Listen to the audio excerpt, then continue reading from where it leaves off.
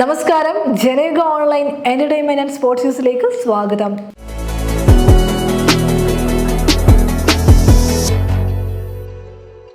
Christopher Nolan ചിത്രം interstellar re റിലീസിൽ തരംഗം സൃഷ്ടിക്കുകയാണ്. അടുത്ത 7 ദിവസത്തേക്ക് പ്രധാനപ്പെട്ട നഗരങ്ങളിലൊന്നും സിനിമയ്ക്ക് ടിക്കറ്റ് കിട്ടാനില്ലെന്നാണ് ആരാധകരുടെ പരാതി.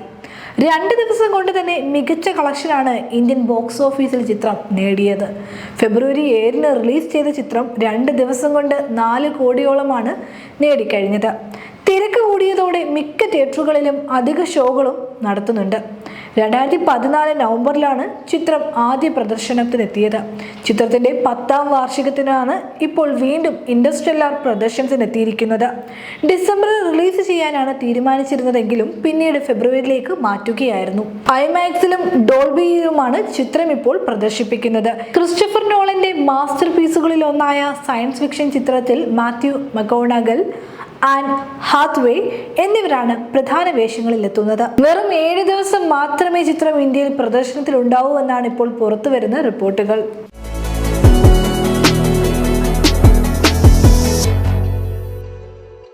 ഇന്ത്യൻ ബോക്സ് ഓഫീസ് ചരിത്രത്തിലെ റെക്കോർഡുകളെല്ലാം പഴങ്കഥയാക്കി മാറ്റിയ അല്ലു അർജുൻ ചിത്രമാണ് പുഷ്പ 2.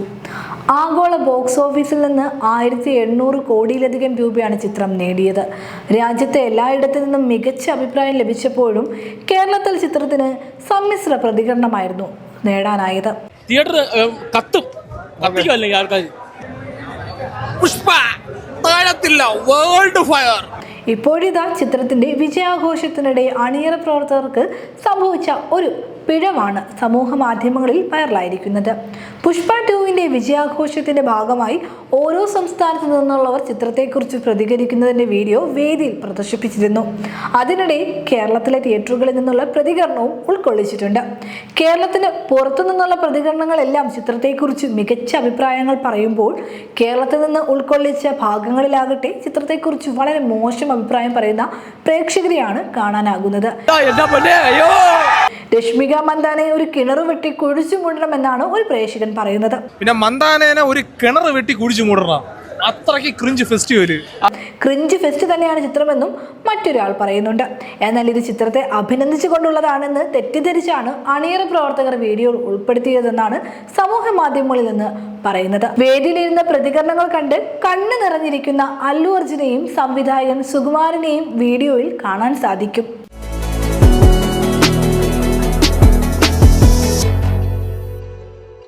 ഇംഗ്ലണ്ടിനെതിരായ 2ാം ഏകദിനത്തിൽ ജോ റൂട്ടിനെ പുറത്താക്കാൻ ലഭിച്ച അവസരം പാഴാക്കിയ ഇന്ത്യൻ താരങ്ങളെ കുറിച്ചാണ് ഇപ്പോൾ ചർച്ച.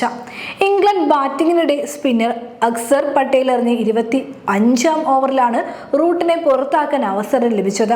അക്സറിന്റെ പന്ത് സ്വീപ്പ് ചെയ്യാൻ ശ്രമിച്ച റൂട്ടിന്റെ പാടിൽ തട്ടിയതോടെ ഇന്ത്യൻ താരങ്ങൾ വിക്കറ്റിനായി അപ്പീൽ ചെയ്തു. എന്നാൽ field umpire Chris brown out വിളിച്ചില്ല. ഇതോടെ ഇന്ത്യൻ ക്യാപ്റ്റൻ രോഹിത് ശർമ്മ DRSന് പോകാൻ ഒരുങ്ങുകയായിരുന്നു. പന്തെറിഞ്ഞ അക്സറിനോടും വിക്കറ്റ് കീപ്പർ KL രാഹുലിനോടും അഭിപ്രായം ചോദിച്ച ശേഷമായിരുന്നു രോഹിത്തിന്റെ നീക്കം. എന്നാൽ ഇരുവർക്കും വിക്കറ്റിന്റെ കാര്യത്തിൽ സംശയമുണ്ടായിരുന്നതായി കാണാൻ കഴിഞ്ഞു. ഇതോടെ DRS വേണ്ടെന്ന് തീരുമാനിക്കുകയായിരുന്നു. എന്നാൽ പിന്നീട് റീപ്ലേയിൽ അത് ഔട്ടാണെന്ന് വ്യക്തമായി കാണാൻ സാധിക്കുന്നുണ്ടായിരുന്നു. അക്സറിനോടും രാഹുലിനോടും അവസരം നഷ്ടപ്പെടുത്തിയല്ലേ എന്ന തരത്തിൽ ആംഗ്യത്തിൽ തന്റെ അതൃപ്തി രോഹിത് ശർമ്മ കാണിക്കുകയും ചെയ്തിട്ടുണ്ട്. മത്സരത്തിൽ 72 പന്തുകൾ നേരിട്ട റൂട്ട് 69 റൺസ് എടുത്തു. 1 ഡൗൺ ആയി ഇറങ്ങിയ റൂട്ട് തന്നെയാണ് അവരുടെ ടോപ്പ് സ്കോററും.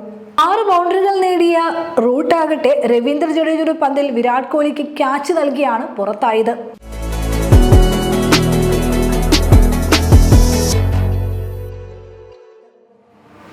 മോശം പ്രകടനത്തിന്റെ പേരിൽ തന്നെ വിമർശിച്ചവരെ തകർപ്പൻ സെഞ്ചുറി കൊണ്ടാണ് ഇന്ത്യൻ നായകൻ രോഹിത് ശർമ്മ തന്റെ തിരിച്ചുവരവ് അറിയിച്ചത്. 487 ദിവസത്തിന് ശേഷമാണ് താരം ഒരു സെഞ്ചുറി നേടുന്നത്.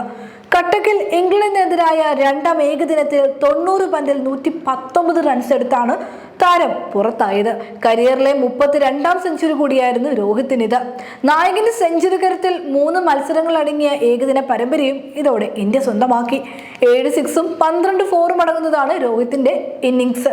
ആദിൽ റഷീദിന്റെ പന്ത് ലോങ് ഓഫിലേക്ക് സിക്സർ പറത്തിയാണ് താരം 3 അക്കത്തിലെത്തിയത്. അതും 76 പന്തിൽ നിന്ന്.